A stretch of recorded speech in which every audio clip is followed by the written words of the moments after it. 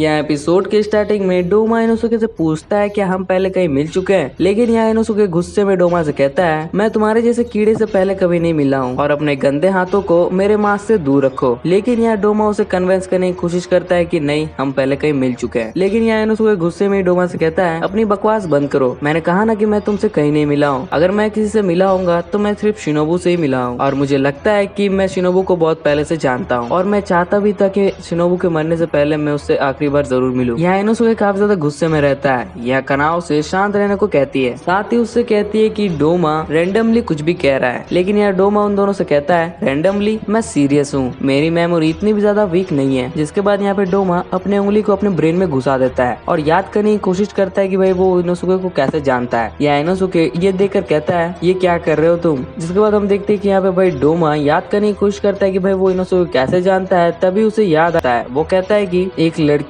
जिसकी उम्र 17-18 साल थी, साथ ही उसके हाथ में एक रोता हुआ बच्चा। उस औरत को उसके हस्बैंड काफी ज्यादा टॉर्चर करते थे, साथ ही साथ उसकी मदर इन लॉ उसे काफी ज्यादा बुली करती थी और वो लेडी आखिरकार इन सब से तंग आकर मेरे पैराडाइज कल्ट में आई थी। उस लेडी के ना ही पेरेंट्स थे ना ही भाई बहन, जिस वजह से वो तो कहीं जा ही नहीं सकती थी। तो वो मेरे पास आई। जब वो आई थी तब उसकी हालत काफी ज्यादा बुरी थी, लेकिन जैसे वो मेरे शरण में आई वो एक काफी सुंदर सी लेडी बन गई। वो बिल्कुल ही तुम्हारी जैसे दिखती थी, लेकिन वो तुमसे काफी ज्यादा समझदार और काइंड लेडी थी। मैं सही हूँ तो वो तुम्हारी मॉम ही थी। लेकिन यहाँ इनोसुके इसे एक्सेप्ट नहीं करता है। वो कहता है कि वो मेरी मॉम नहीं थी, मेरी कोई भी मॉम नहीं है। इनोसुके कहता है कि उसका जन्म पिग्स के साथ हुआ है। तो यहाँ डोमा उससे कहता है क्या पिग्स के साथ? क्या पिग्स ने तुम्हें जन्म दिया है? तुम एक ह्यूमन हो तो तुम्हें ह्यूमंस ने जन्म दिया है। लेकिन तब तक भाई यहाँ पे इनोसुके गुस्से से उस पर हमला कर देता है, जहाँ वो अपने बीस्ट ब्रीदिंग के 6 फॉर्म को यूज करने वाला था। लेकिन तब तक भाई यहाँ पे डोमा उस पर हमला कर देता है, जहाँ वो अपने हैंड पेन से उसके चेस्ट पर क्रॉस कट कर देता है। साथ ही साथ उस पर अपने ब्लड डिमन टेक्निक का यूज भी करने वाला होता है कि तभी। लेकिन तब तक वो यहाँ पे कनाओ से बचा लेती है। यहाँ कनाओ से शांत रहने को कहती है। यहाँ डोमा इनोसुके से कहता है वैसे तुम्हारी मॉम को मैं खाना नहीं चाहता था, क्योंकि वो खूबसूरती के साथ साथ गाती भी काफी अच्छा थी, जिस वजह से मैं उसे मारना नहीं चाहता था। वो हर वक्त तुम्हें हाथ में लेकर एक ही गाना गाते रहती थी। वो क्या था? हाँ,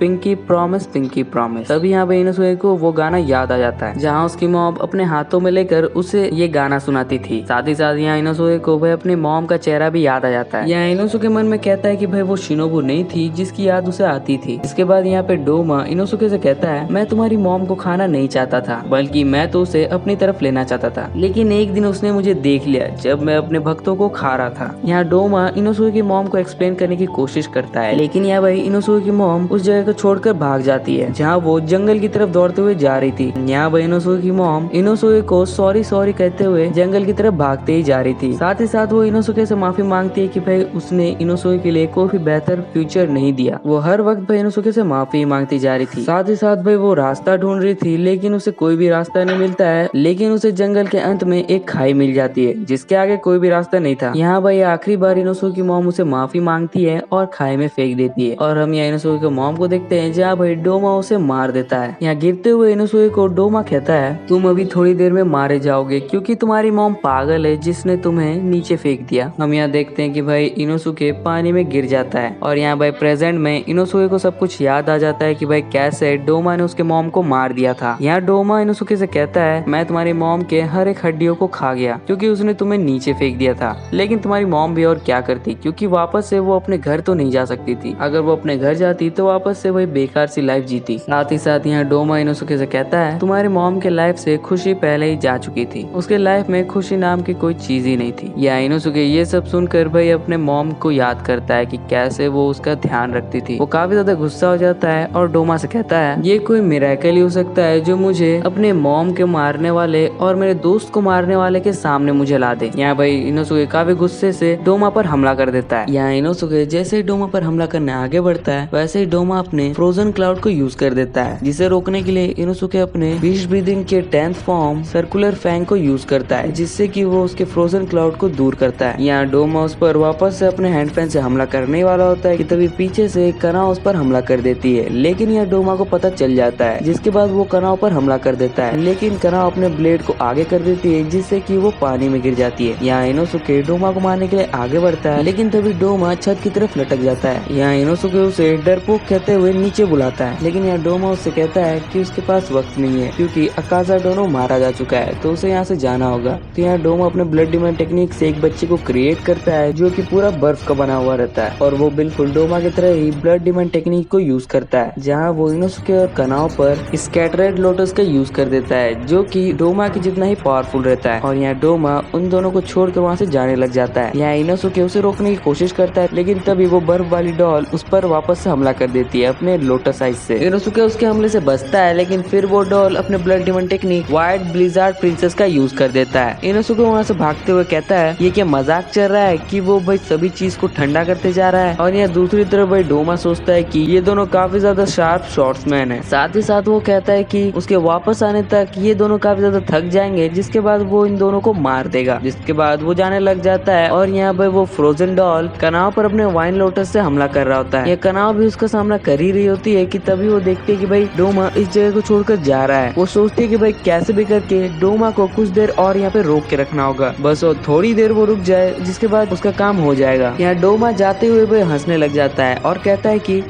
अगर मैं 5 फ्रोजन डॉल को क्रिएट कर दूं तो ये खेल का भी जल्दी खत्म हो जाएगा। जिसके बाद यहाँ डोमा अपने दोनों हैंड फैन से एक फ्रोजन डॉल को क्रिएट करता है और विंटर आइसलेस से कनाव पर हमला करता है। यहाँ इनोसुके देखता है कि भाई वो ग्राउंड टू ग्राउंड हार रहे हैं, यहाँ तक कि भाई वो उन लोगों से हार रहे हैं जो कि भाई प्योर डीमन है ही नहीं। साथ ही वो देखता है कि भाई यहाँ डोमा और 3 को क्रिएट कर चुका है, पहले उसने 2 किया था पर साथ ही साथ वो उसने और 3 को क्रिएट कर दिया। इनोसुके ये सब देखकर हड़बड़ा जाता है, जिसके चलते भाई वो फ्रोजन डॉल के हमले से थोड़ा जख्मी हो जाता है। यहाँ कनाव से समझाती है कि भाई वो शांत रहे और थोड़ी देर का इंतजार करे। यहाँ डोमा भी सोचता है कि भाई वो थोड़ी देर में क्या कर लेंगे, खैर मुझे यहाँ से अब चलना होगा। जिसके बाद हम देखते हैं कि यहाँ पे भाई डोमा वहाँ से जाने लग जाता है और उस रूम के गेट को खोल ही रहा होता है कि तभी हम देखते हैं कि भाई यहाँ डोमा का फेस पिघलने लग जाता है, उसकी आंखों की आईबॉल्स भाई नीचे गिरने लग जाती है। ये देखकर कनाव सोचते है कि हाँ अब वो वक्त आ गया है। और यहाँ भाई डोमा समझ नहीं पाता है कि भाई उसका फेस मेल्ट क्यों हो रहा है, तभी उसे शिनोबू का चेहरा याद आता है। जिसके बाद यहाँ सीन चेंज होता है, हम शिनोबू और कनाव की मीटिंग को देखते हैं, जहाँ शिनोबू कनाव से ये कहती है जब उसकी फाइट उस अपर मून से हो जिसने भाई उसकी बहन को मारा था, तब उसकी पहली कंडीशन ये रहेगी कि जब उसकी फाइट उस अपर मून से हो